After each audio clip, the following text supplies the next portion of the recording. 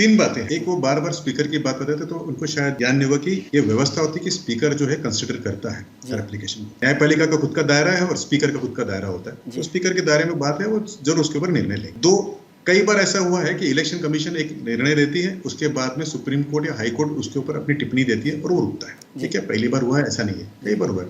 अभी अगर राहुल गांधी जी के केस में अगर किसी कोर्ट ने कहा कि नहीं, वो उस निर्णय को रोकिए, आप उनकी सदस्यता को बहाल करिए, तो उसमें आपको किसी को दुख नहीं होना चाहिए, वो न्यायपालिका की व्यवस्था में से आएगा। दूसरी जो बात है, वो गुजरात में क्यों हुआ, कहीं गया, तो मैं उनको एक बात बताऊंगा कि उन लोगों ने पहले प्रांतों में बांटा और आज वो न्यायपालिका को भी प्रांतों में बांटने की कोशिश करते हैं। भारत का संविधान ये प्रोवाइड करता है कि आप किसी भी मामले को कहीं पे भी फाइल, एज पर लॉ है, थोड़ा सा नियत पड़ा। अगर ये लॉ नहीं होता तो आप कोर्ट के ऊपर जाके ये कर सकते हैं, कोर्ट ने किस तरह से जुडिक्शन के बाहर लिया, उसके ऊपर प्रश्न खड़ा कर सकते हैं और उसको भी रिपेंड करेंगे अगर वो गलत होगा तो।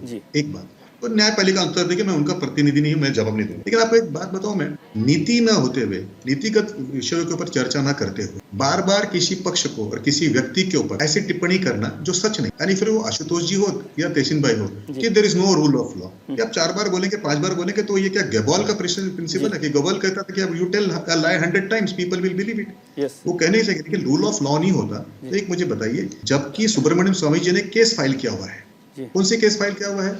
नेशनल हेराल्ड का केस फाइल किया हुआ है। क्या उसमें राहुल गांधी जी बेल पर नहीं है तो उसको एक्सपेडाइट करके उसमें क्रिमिनल प्रोसीडिंग्स नहीं कर सकते थे? नंबर 2 बात, स्वामी जी ने एक और केस उनके ऊपर लगाया हुआ है कि उन्होंने यूके के अंदर किसी कंपनी के अंदर खुद की नागरिकता जो है वहां की दिखाई हुई है, और क्योंकि भारतीय संविधान में नागरिकता के बारे में स्पष्ट है कि 2 देश का नहीं हो सकते, राहुल गांधी जी की तो सदस्यता उसी दिन चली जाती थी। लेकिन उस विषय में न्यायपालिका के लिए रुकना, उनके पर्सनल बातों को या उनके एजेंडा को न लेके जाना, ये ही मुझे लगता है कि वो समझ और वो जो पेशेंस है वो दिखाना होता है। जी, एक विनीत जी, संसद की बात पर भी चर्चा कर लें कि संसद चलाने की जिम्मेदारी एक मोरल रेस्पॉन्सिबिलिटी, हालांकि मैं समझता हूँ सांसद की जिम्मेदारी है, लेकिन सरकार की एक मोरल रेस्पॉन्सिबिलिटी होती है कि हाउस चले। अब तहसीन साहब ने कहा कि पहले राहुल गांधी जी की वजह से नहीं चलने दे रहे थे, अब तो राहुल जी भी नहीं है फिर भी नहीं चल रहा। मैं देखता हूं कि 11 बजे हाउस जो है एडजॉर्न हो जाता है। पहले होता था कि हंगामा भी हो रहा है तो 10-20 मिनट चलता था कि बात सुनाई जाती थी, समझी जाती थी, लेकिन अब तो आते ही हाउस एडजॉर्न हो जाता है। तो ये लगता है कि सरकार चाहती नहीं है हाउस चलना। विजय जी, आजकल तो हाउस की प्रोसीडिंग लाइव थी, इसीलिए तो सबको जानकारी मिल रही है। आपने सभी ने देखा कि किस तरह से हाउस के अंदर क्या व्यवहार हुआ था। आज तक आपने अपने जीवन में ऐसा व्यवहार देखा है क्या? और जब ऐसा व्यवहार होता है तो क्या होता है, हाउस को एडजस्ट नहीं करेंगे। और मेरी आपके चैनल के द्वारा प्रार्थना है इनके मेंबर कि थोड़ा पढ़ाई करें, हाउस में आके चर्चा करें। जो व्यक्ति को न्यायपालिका ने बाहर किया है उसको लेकर काले कपड़े पहनकर अगर आप विरोध करेंगे तो ये दिखेगा कि आप न्यायपालिका का विरोध कर रहे हैं। हम उनको तो सर, काले कपड़े पहनना कौन सा अपराध है? काले कपड़े पहनना कौन सा अपराध है? ये तहसील साहब अभी फिर काले कपड़े पहनकर आगे हमारे शो में बैठे हुए हैं। ये तो स्मार्ट दिखने के लिए पहन रहे हैं। फिर तो मेरे को अंदर घुसने ही नहीं देंगे मेरे रंग से। कपड़े को छोड़ो, मेरा तो रंग नहीं जाने देंगे आप पार्लियामेंट में। लेकिन जब आप काला पड़ा पहन के विरोध करते हैं तो आप क्या करें? आप न्यायपालिका का तो विरोध कर रहे हैं। मुझे क्या लगता है कि आपके द्वारा मैं संसद के उन सदस्यों को कहना चाहूंगा कि आइए डिस्कशन करिए ना बिल के ऊपर। एक नासमझ बच्चा जो विषय को इतना गंदा करते हैं और विवाह करते हैं। और मैं तेसिन जी की एक बात पे कहता हूँ, तेसिन जी ने बार बार कहा कि क्या ये ओबीसी समाज है या वो कोई ओबीसी समाज है। इसका मतलब ऐसा तो नहीं होता है कि मोदी समाज का वो ये कर देंगे। मोदी समाज है, एक समाज है, नॉर्थ ईस्ट के अंदर भी है, बिहार में भी है, जो ओबीसी से आता है। क्या उनके मन को दुख नहीं होगा? जी, ना, आपने मुझे अभी कहा 2 मिनट पहले कि आपके कथनी से विनीत जी मुझे दुख हुआ। मैंने आपके चैनल पे तुरंत कही नहीं कि मैं दिलगीर हूँ। अगर मेरे कोई वाणी के कारण अगर आपको दुख हुआ है या आशुतोष जी को दुख हुआ तो मैंने तुरंत आपके शो में कहा कि भाई मुझे उसका खेद है, जबकि मेरा इंटेंशन वो नहीं था, ना मेरे शब्द वैसे थे। हो सकता है कि आपकी समझ ज्यादा है विनीत जी, अच्छी बात है जी। क्या राहुल गांधी जी तुरंत जाके कोर्ट में नहीं कर सकते थे मैं दिलगीर हूँ? बिल्कुल, this is a slip of tongue. ठीक है, तो स्लिप ऑफ टंग अगर होता है या किसी के समझ में भी फर्क आ जाता है, स्लिप ऑफ टंग नहीं है लेकिन हमारे समझ में फर्क था तो अपनी सुधार कर सकते थे। ठीक है, ये एरोगेंस जो फुडिल का होता है, ये जो सामंतशाही का जो उनके अंदर जो ये गर्व है कि thy shall be called as law, हम ही तय करें।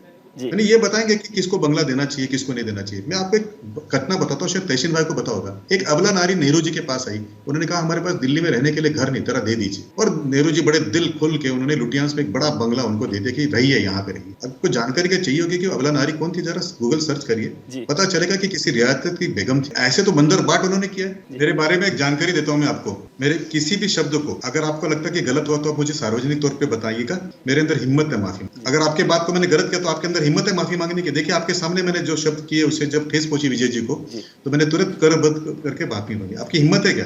तो साहब जिस बीबीसी के द्वारा विश्वास करते हैं उसमें रेहान फजल नाम के व्यक्ति है, उनका एक वीडियो है विवेचना, जी। जवाहरलाल नेहरू के जीवन के दिलचस्प किस्से, अगर आपके पास नहीं हो तो आपका नंबर नहीं है, मैं विजय जी को भेजूंगा, विजय जी आपको दिखा देंगे। जी। तो आपकी जानकारी दुरुस्त करें कि मैं मेरे जीवन में पार्टी के अंदर, पार्टी के बाहर और प्रेस में तब तक वो बात नहीं करता जब तक मेरे पास उसका रिटर्न डॉक्यूमेंट नहीं होता।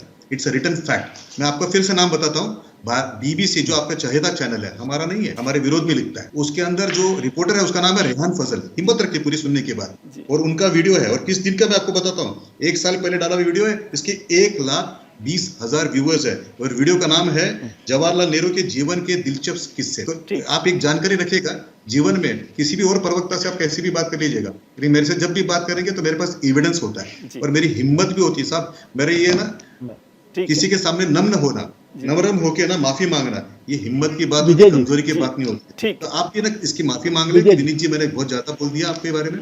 दूसरा, एक वीडियो भी दिखा दीजिए मेरे जीवन का, जिसके अंदर मैंने कोई गलत शब्द बोले जो बिना इंफॉर्मेशन के बातें बोली। तो आशुतोष भाई, आपका अनुभव होगा, वो आपकी मजबूरी होगी।